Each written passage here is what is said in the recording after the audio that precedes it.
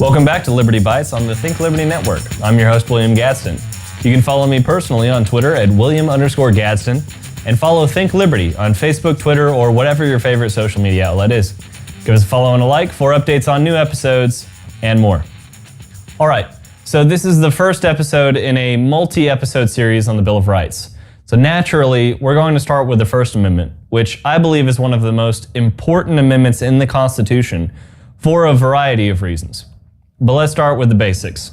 The First Amendment says that Congress shall make no law respecting an establishment of religion, or prohibiting the free exercise thereof, or abridging the freedom of speech, or of the press, or the right of the people peaceably to assemble, and to petition the government for a redress of grievances.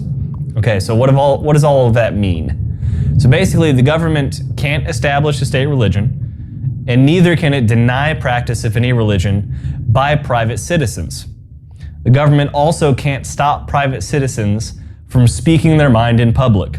The private press publishing news for people to peaceably protest or assemble, or for private citizens to address the government when they feel that the government has infringed on their rights. They have a grievance to address with the government, as it were. Now, I could go on and on about the history that's behind the First Amendment, its foundation in the colonial search for religious liberty, and the importance of a free press and speakers during the Revolution. But most people don't dispute the original importance of it. I think it is much more important to address the present-day attacks and more subtle obfuscations of the First Amendment. So today we have universities, these so-called institutions of higher learning, penalizing students for their political beliefs. Now, whether this penalization takes the form of taking a hit on their grades, or no platforming events, or traditions that are no longer seen as being politically correct, the authoritarian left is on a rampage to destroy any lingering evidence of intellectual diversity. In places where intellectual diversity, this free exchange of ideas, was, at least at one point, the entire point of the existence of these establishments.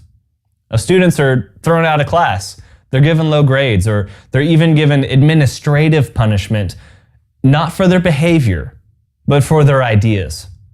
We have conservative and libertarian speakers like Ben Shapiro, Steven Crowder, Milo Yiannopoulos, and Gavin McInnes being shut out of publicly funded campuses. That means that these are campuses that are funded by your tax dollars because they don't toe the intellectual party line. This idea that academia can set the standard.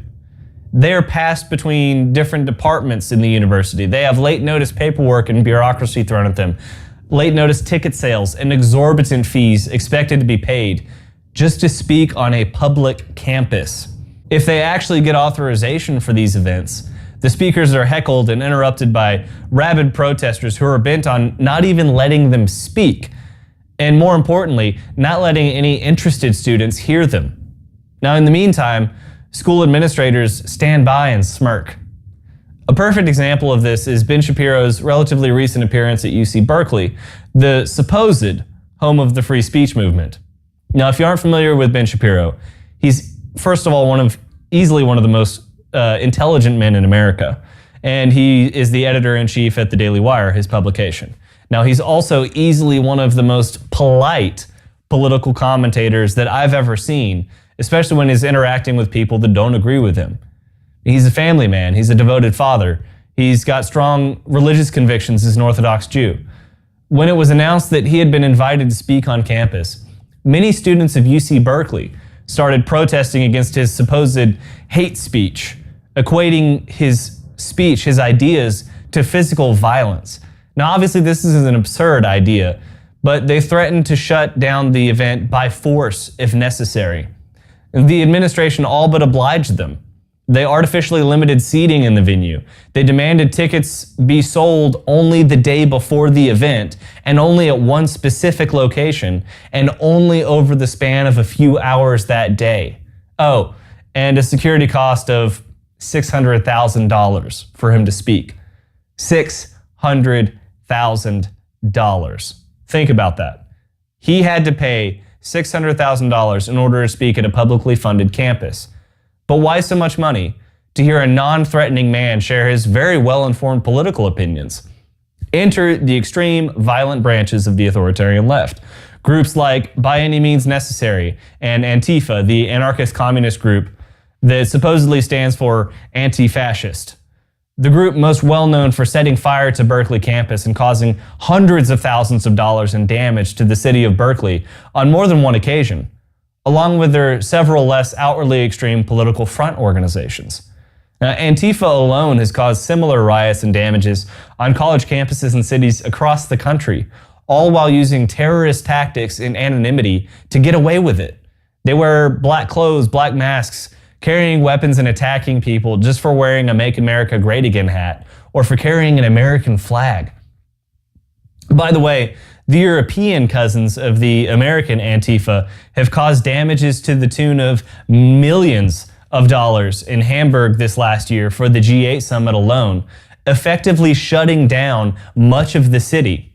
But I digress. All of this for a man wanting to share his opinions on a public campus, and for the students that want to go listen to him speak, share those ideas.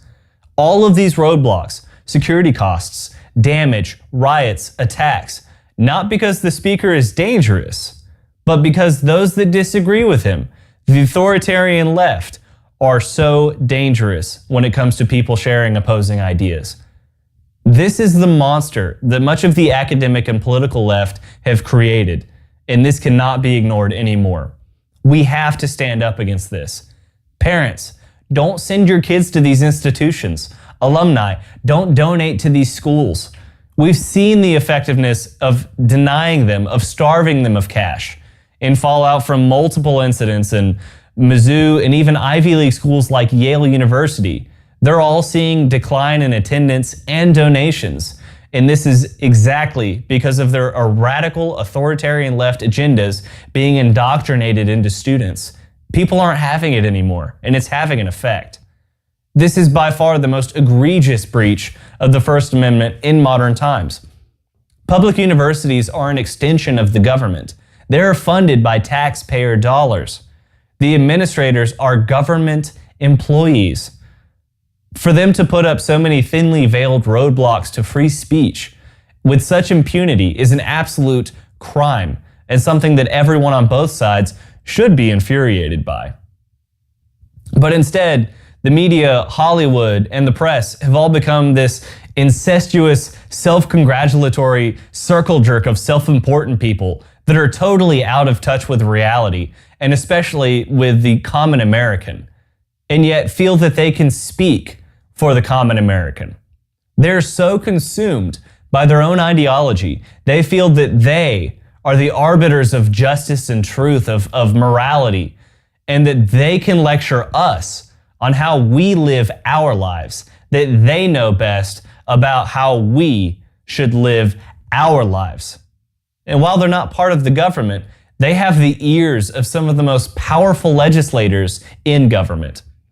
Hollywood and the mass media are by far the most powerful financiers and recruiters that the authoritarian left could ever ask for.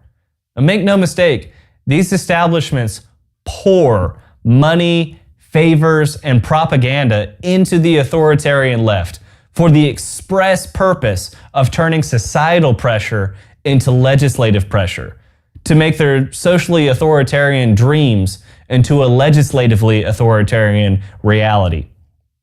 And we have to use social pressure to fight back and use the legislative pressure of the First Amendment to keep the federal government restrained, as it is designed to do.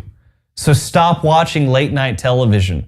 Stop going to see movies starred by actors that would rather use their platform to preach at you than to do their jobs, which they are well paid to do by you to entertain you. Make your voice heard with your wallet. Vote with your feet. Fact of the matter is, all of these people, academia, politicians, the media, they are scared of you, and they should be. You as a private citizen have far more power than you realize. They need you. They need your money. They need your attention. And most of all, they need your vote. But they're counting on you not realizing that. They're counting on you not using the power that you have. Admiral Yamamoto, the commander of the Imperial Japanese forces that attacked the Pacific Fleet at Pearl Harbor in World War II, famously said that he feared that they had awakened a sleeping giant in America, referring to the American people, the American armed forces, and all of the support that they had at home. Now you are that sleeping giant, and it's time to wake up. This is a new enemy, but it's one that is among us. It is no less dangerous and no less an agent of authoritarianism as the Imperial Japanese military was at the time. Now, I would be remiss if I didn't mention the appearances of noted neo-Nazi Richard Spencer, for example, at the University of Florida recently. I'm going to voice an unpopular opinion here, but it is crucial that we as liberty lovers understand this. As abhorrent as that man's opinions are, his right to speak is still protected. He has every right to have his opinion heard, just as much as Ben Shapiro does. Ben Shapiro, by the way, wholly agrees with that and has said so publicly many times.